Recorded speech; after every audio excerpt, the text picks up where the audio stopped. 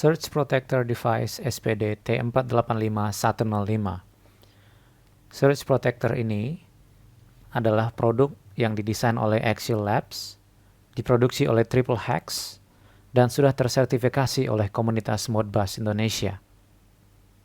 Fitur utama dari produk ini adalah mempunyai Hyperfast Protection, compatible dengan RS485, CAN, Profibus, up to 1 MB per second. Dengan triple layers protection, total hingga 15 kA. Pada kesempatan kali ini, saya akan menjelaskan 3 outline utama. Yang pertama adalah konektor pada Surge Protector SPD T485105, penggunaan 2 unit SPD pada bus 485 yang berjarak relatif jauh, dan interference pada signal RS485.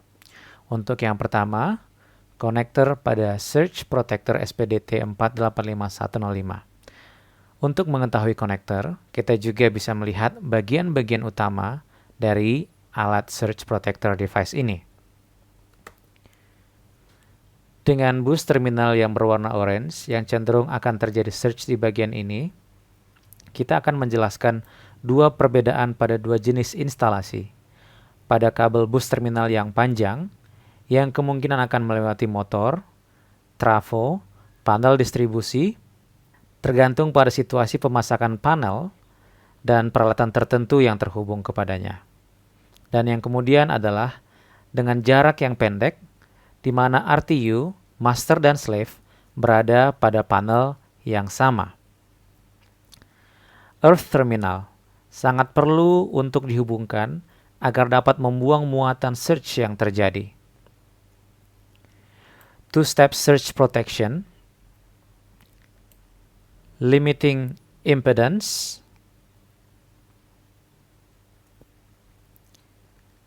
hyperfast transient protector, signal conditioning yang akan kita jelaskan di bagian akhir video ini, dan yang hijau adalah protected bus yang akan dihubungkan ke device yang akan dilindungi. Dilengkapi dengan DIN rail mounting dengan standar 35 mm agar memudahkan dalam instalasi.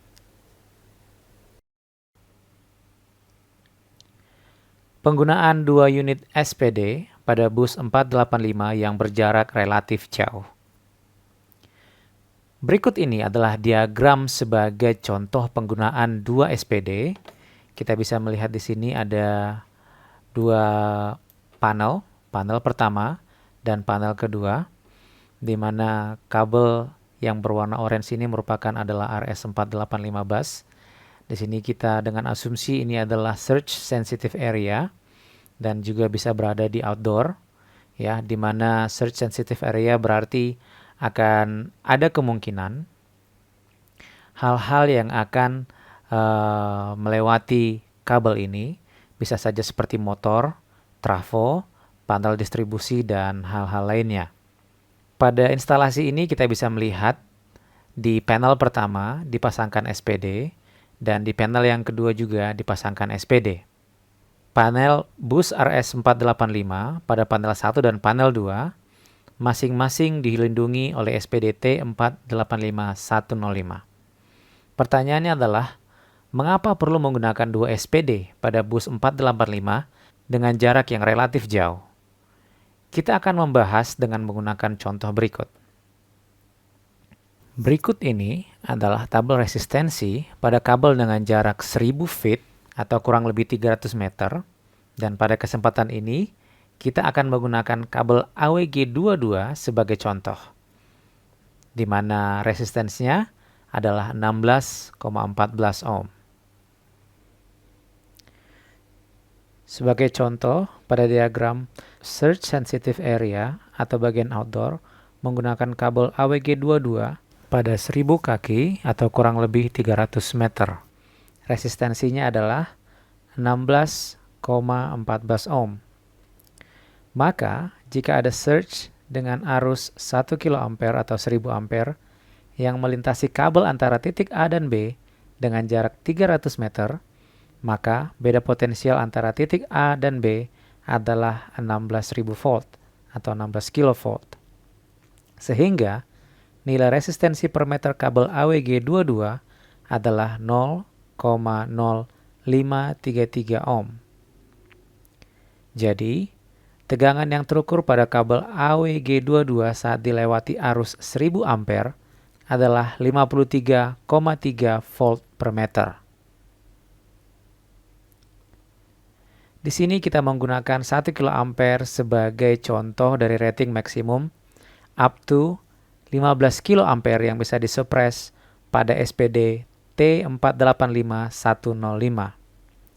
Pada senario yang pertama, ada satu SPD terpasang dekat RTU A dan jarak SPD dengan titik sambaran adalah 209 meter dari SPD yang terpasang.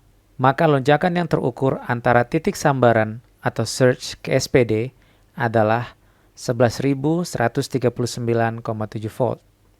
RTU A menerima 0 volt dari surge karena akan dialirkan ke earth pada SPD. Kemungkinan besar RTU B tidak akan bertahan, kecuali ada SPD internal yang cukup besar karena beda potensial yang dirasakan oleh RTU B bisa lebih dari 10 kV. Dalam hal ini adalah 11.139,7 volt. Pada senario yang kedua, SPD terpasang dekat RTU A dan jarak SPD dengan titik sambaran adalah 1 meter. Maka, lonjakan yang terukur antara titik sambaran atau surge ke SPD adalah 53,3 volt. RTU A akan menerima 0 volt dari surge karena akan dialirkan ke earth pada SPD. Kemungkinan besar RTU B akan bertahan karena beda potensial yang dirasakan pada RTU B hanya sekitar 50 hingga 60 volt. Dalam hal ini adalah 53,3 volt.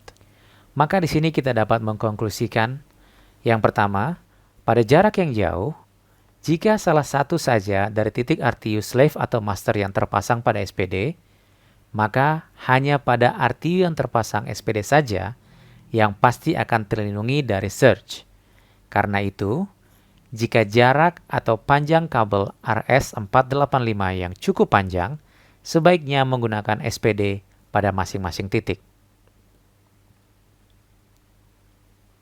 Jika master dan slave dengan jarak bus yang dekat pada panel yang bersamaan, cukup dengan menggunakan satu SPD saja. Pada diagram berikut sebagai contoh penggunaan satu SPD. Yang ketiga, interference pada signal RS485. Mengapa membutuhkan signal conditioning pada bus RS485? Yaitu adalah karena adanya interference atau gangguan dari peralatan elektronik di sekitar bus. Contohnya, pada lampu TL, lampu LED, switching power supply, inverter, motor listrik, dan pemancar radio.